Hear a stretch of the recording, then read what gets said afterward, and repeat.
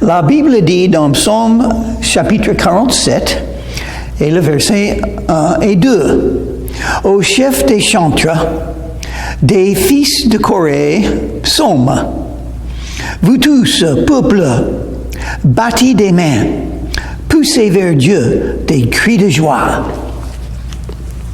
Prions. Merci Seigneur pour ta parole. Merci pour ta grâce et ta miséricorde.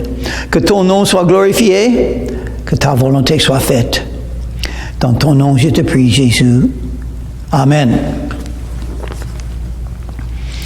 Vous tous, peuple, donc ça parle aux croyants, et la plupart de la Bible parle aux croyants, pas aux non-croyants. Une petite partie de la Bible parle aux non-croyants. Repentez-vous, car le royaume des cieux est proche. Croyez en Jésus. Il faut naître de nouveau. Jésus vous aime avec un amour éternel. Mais la plupart de la Bible, c'est pour les croyants, afin que nous puissions croître dans la foi, afin que nous puissions avoir toutes les armes de Dieu, parce qu'une arme très importante, c'est l'épée de Dieu, la Bible. Et ça dit, poussez vers Dieu des cris de joie. Il faut être joyeux. Oui, les croyants ont beaucoup de raisons pour être joyeux, et même les croyants en Jésus doivent être les plus heureux de tous les peuples de la terre. Nous avons le paradis dans notre avenir. Nous avons la paix dans le cœur. Et nous avons le pardon des péchés, la vie éternelle. Nous avons l'amour de Dieu que nous connaissons, qui est en nous. Cet amour éternel, le meilleur de tous les amours. De tous les amours. Jésus nous aime. Il est mort pour nous. Alors, poussez vers Dieu des cris de joie. Dieu a un dessein pour nos vies et est en train de le faire. Même les épreuves, les difficultés ont une raison dans nos vies pour la gloire de Dieu et nous pouvons vaincre sur toutes ces choses, sur tout le monde, par la foi, la confiance en Dieu. Car l'Éternel, le trésor, est redoutable. Il est un grand roi sur toute la terre. Dieu est puissant.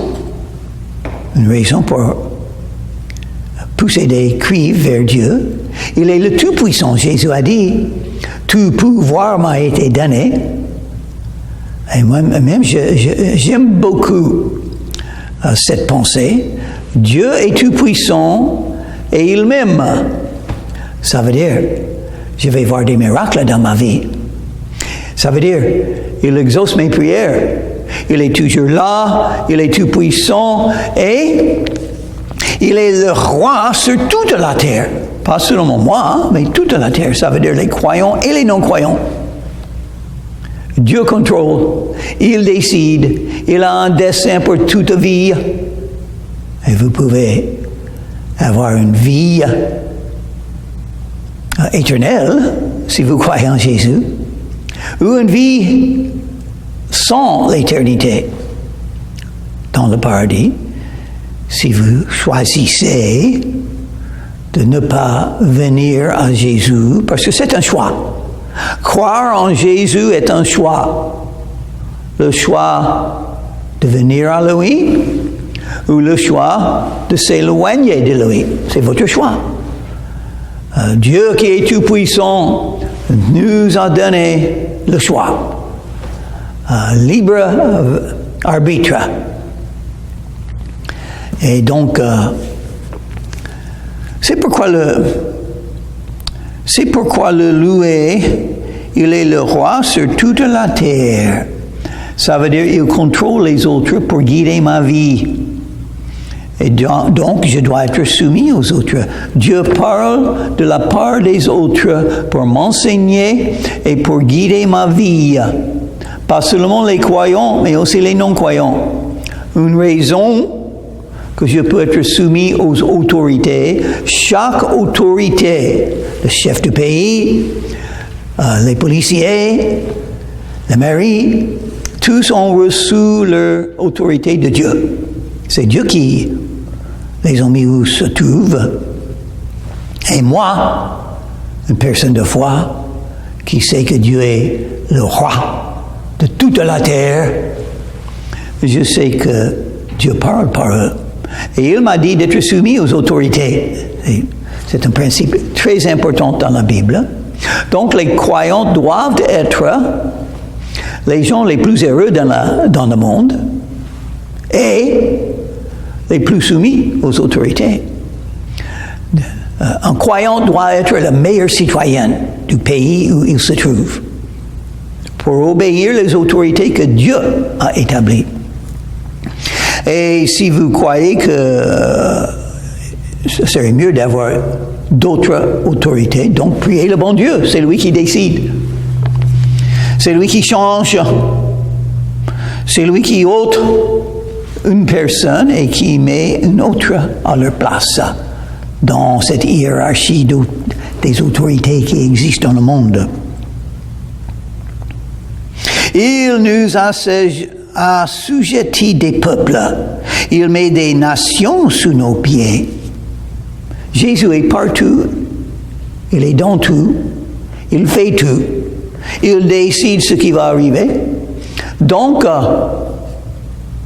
il contrôle les gens pour moi et pour le dessein qu'il a pour ma vie.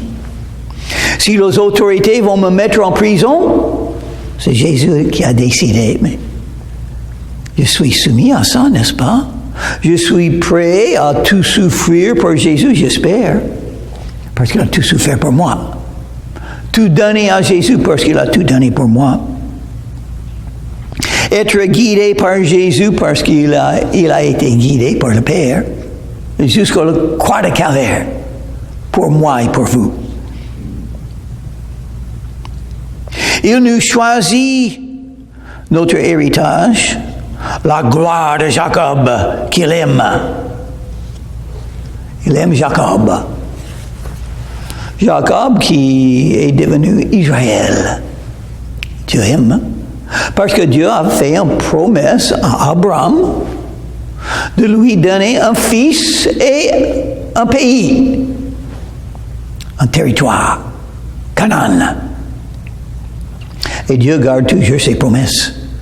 Dieu aime cette promesse qu'il a donnée à Abraham il y a 4000 ans, à peu près. Et Abraham a cru Dieu, donc il a été justifié par la foi.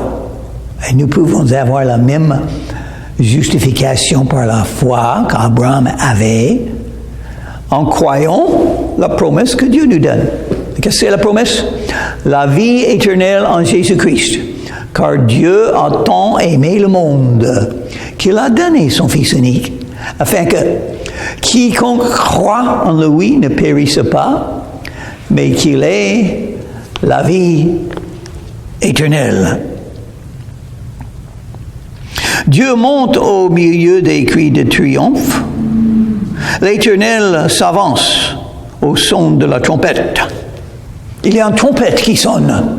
Et qu'est-ce que cette trompette signifie? La victoire est là. Vous avez la victoire. Vous êtes un enfant de Dieu.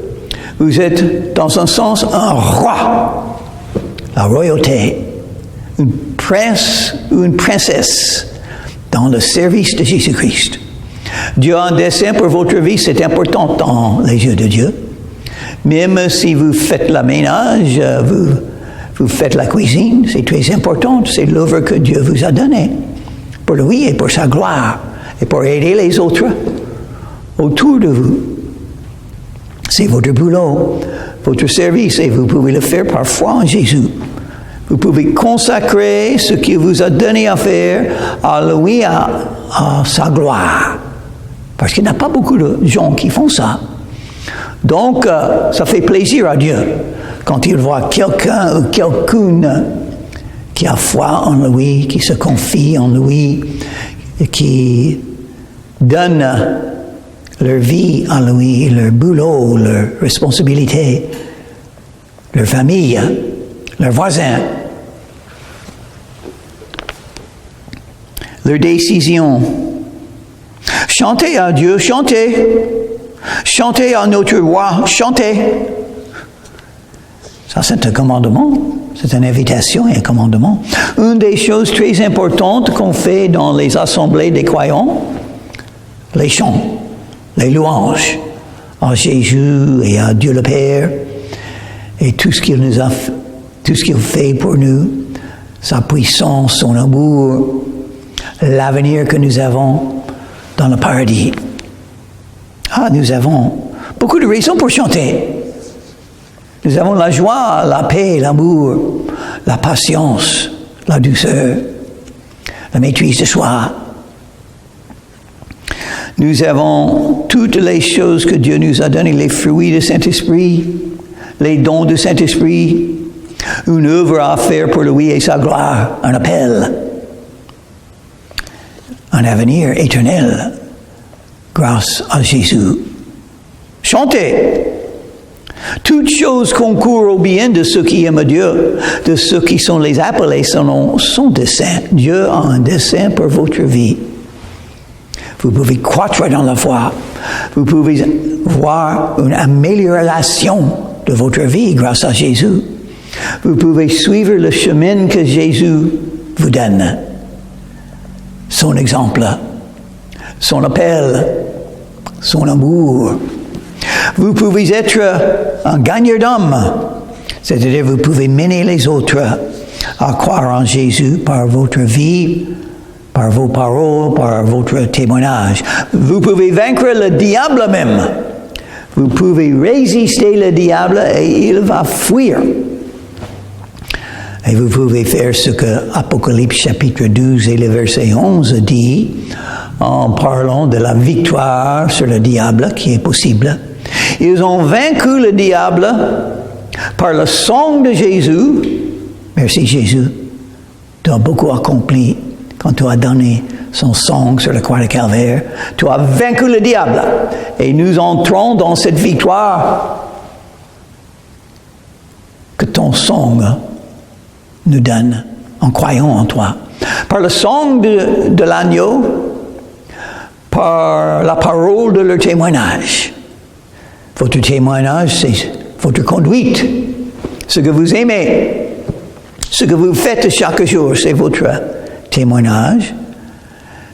Vous n'êtes pas du monde, vous êtes de l'Esprit de Dieu. Vous ne suivez pas les philosophies des plaisirs du monde, vous suivez les commandements et l'exemple de Jésus, n'est-ce pas? Votre objectif est de devenir comme Jésus-Christ si vous êtes un croyant. Ça c'est beaucoup. Moi j'ai beaucoup à faire pour arriver là. Je manque beaucoup. Je faillis souvent. Mais grâce à Dieu, il est miséricordieux. Il est miséricordieux à ce point-là. Je me confie. Et je crois. J'ai beaucoup de confiance que Dieu est miséricordieux parce que la Bible dit souvent, Psaume 136 à 26 versets. Chacun de ces versets dit une chose, et puis chaque verset dit, sa miséricorde durera toujours. Ça, il me faut. Et je le crois. J'en suis sûr. Il est miséricordieux à moi où je suis là. Vivant qui m'a donné la vie, Jésus. Pourquoi faire? Pour le servir. Il a toujours quelque chose pour moi à faire pour lui et je vais le faire. S'il me donne la grâce de le faire, c'est mon objectif quand même. Et si je tombe, si je faillis, si quelque chose m'arrive aujourd'hui, peut-être dans mes pensées, dans ma volonté, dans mes objectifs, dans mes réactions de ce qui m'arrive, quelque chose m'arrive et je ne suis pas comme Jésus en ce moment. Peut-être la colère, l'orgueil, centré sur soi, une pensée qui n'était pas juste, qui était de la chair. Donc, qu'est-ce que je peux faire à ce moment? Je vais me confesser à Jésus tout de suite et il va me pardonner. Oui, parce que la Bible le dit. 1 Jean chapitre 1 et verset 9 qui parle à tous les croyants.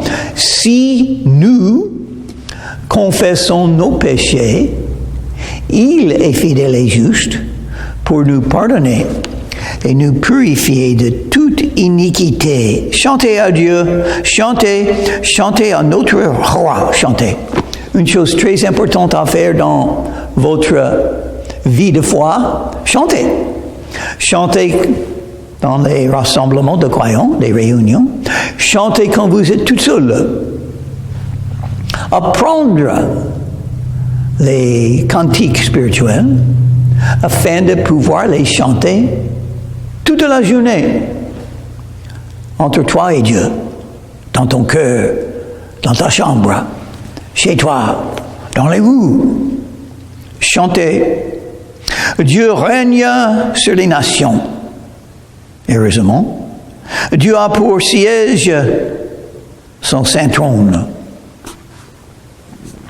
Son saint trône, il est saint, nous ne le sommes pas sans Jésus. Il est juge qui doit punir les péchés. C'est pourquoi Jésus est mort sur la croix. La punition de la justice de Dieu est tombée sur Jésus quand il était sur la croix de Calvaire. Grâce à ça, nous pouvons être justifiés par la foi. Nous pouvons recevoir le don gratuit de Dieu qui est la vie éternelle, le pardon des péchés, la connaissance de Dieu, l'Esprit de Dieu en nous qui nous guide, qui manifeste Jésus, qui enseigne les Écritures, qui nous donne la sagesse, qui nous bénit. Dieu règne sur les nations, même maintenant. Peut-être vous ne voyez, mais c'est vrai, il faut le croire. Il faut regarder les actualités. C'est Dieu qui fait ça. Dieu est en train de diriger les nations, tous les gens de la terre, et il les amène vers la fin des temps. Vous pouvez le lire, même, beaucoup de détails. Apocalypse, surtout commençons avec chapitre 6. Ce qui va arriver sur ce monde, c'est pas bon pendant 7 ans. L'Antéchrist va venir et va vaincre pendant un peu de temps. Et avant ça, Jésus fera l'enlèvement de l'Église afin que les croyants puissent échapper ce temps de grande tribulation qui viendra sur la terre pour préparer les gens à regarder Jésus quand ils reviennent à la fin des 7 ans, les 7 ans de détresse qu'on n'a jamais vus, les tremblements de terre beaucoup plus horribles qu'on n'a jamais vus, les îles, toutes les îles vont se noyer, vont couler, vont disparaître. Les montagnes seront secouées dans des tremblements de terre pires qu'on n'a jamais vus. Les météorites vont tomber sur la terre, vont faire beaucoup de dommages. Les météorites, grands, pas petits, pas les tout petits, pas les tout petits cailloux, mais les grands météorites. Pas assez grands pour détruire la terre, mais assez grands pour beaucoup détruire. Les feux dans les forêts, les volcans, tous les volcans de la terre vont faire leur truc en même temps. Le feu partout et les guerres. Les guerres atomiques vont arriver, il me semble. C'est comment je comprends les choses qui sont dites dans le livre d'Apocalypse. Il y aura la famine. Il y aura les choses horribles qu'on n'a jamais vues. Les bêtes des forêts vont tuer les êtres humains. Et l'Antéchrist va entrer dans le temple en Jérusalem pour se déclarer Dieu, pour demander que tout le monde sur la terre l'adore, sinon on sera décapité et on ne pourra pas ni vendre, ni acheter, parce qu'on sera obligé d'avoir la marque de la bête pour pouvoir acheter ou vendre. Donc, ceux qui rejettent la marque de la bête vont beaucoup souffrir, mais pendant un peu de temps. Et heureusement, Jésus revient à la fin des 7 ans, et Jésus établira son trône dans la ville de Jérusalem, comme Dieu a promis à David.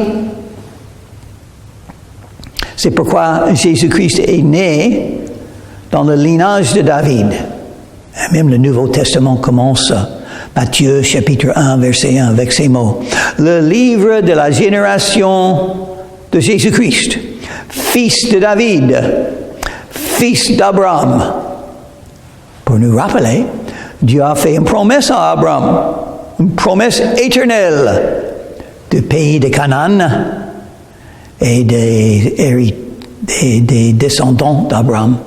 Et Dieu a fait une promesse à David, le roi d'Israël, qu'il aurait un autre roi, qui aurait un règne éternel.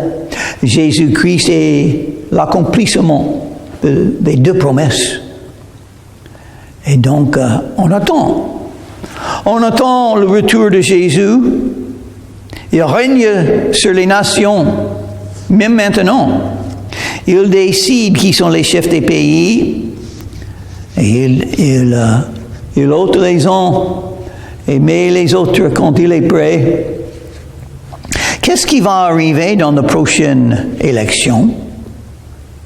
Celui que Jésus décide va gagner. Et toute chose marche vers l'objectif, le venu de l'Antéchrist. Oui, ça va arriver. Mais il ne durera pas longtemps, grâce à Dieu. Il sera détruit. Jésus régnera éternellement. Et les croyants fidèles régneront éternellement avec Jésus. Les princes des peuples se réunissent au peuple du Dieu d'Abraham. On a parlé de Jacob. Maintenant, il parle d'Abraham. Dieu garde ses promesses. Dieu a donné les promesses à Abraham. Et Abraham était celui qui a cru Dieu. L'exemple, le père de la foi. Notre exemple. Dieu parle, Dieu donne une promesse et on croit la promesse. Et on attend les résultats. Et Dieu n'est pas pressé. Dieu a donné cette promesse à Abraham d'avoir un fils. Quand Abraham avait 75 ans, moi j'ai 75 ans, oh j'aimerais bien qu'il me donne une promesse comme ça pour des fils spirituels. Les hommes, ça serait bien d'amener les gens à Jésus et devenir leur père spirituel dans un sens. Les parler de Jésus et ils deviennent des croyants.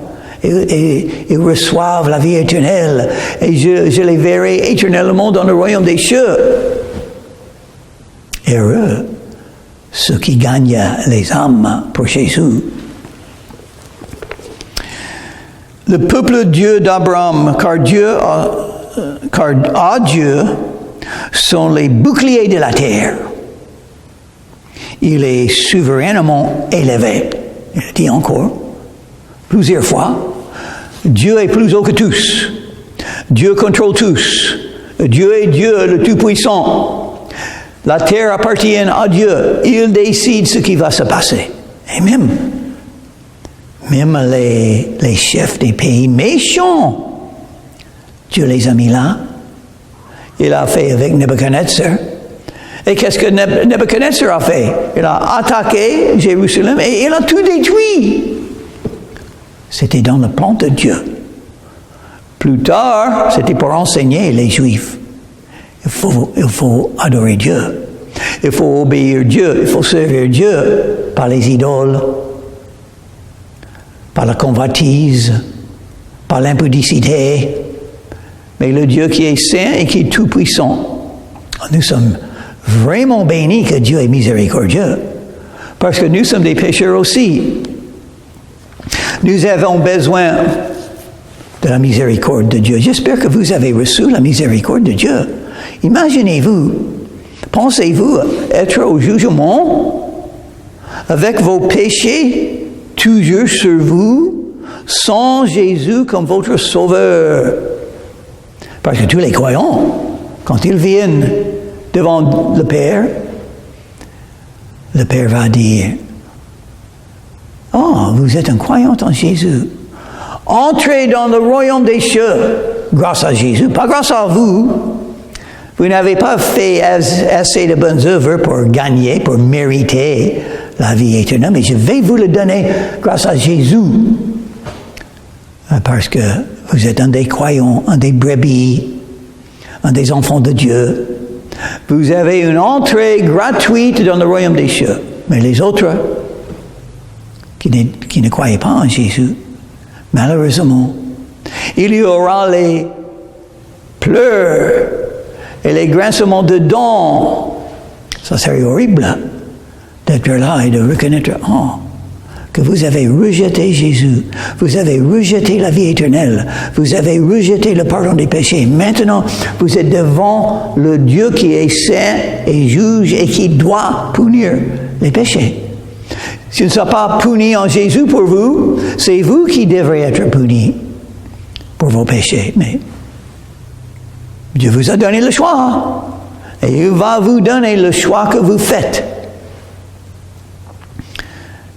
Venir à Jésus, c'est un choix. Décidez que c'est mieux de venir à Jésus que de périr éternellement. Et vous aurez une meilleure vie. Vous aurez la joie de vivre, la confiance en Dieu le Tout-Puissant, la foi que tout ce qui vous arrive, c'est le dessein de Dieu en vous conduisant vers le paradis, et dans un chemin semblable à celui de Jésus. Et il était un homme de larmes et de tristesse.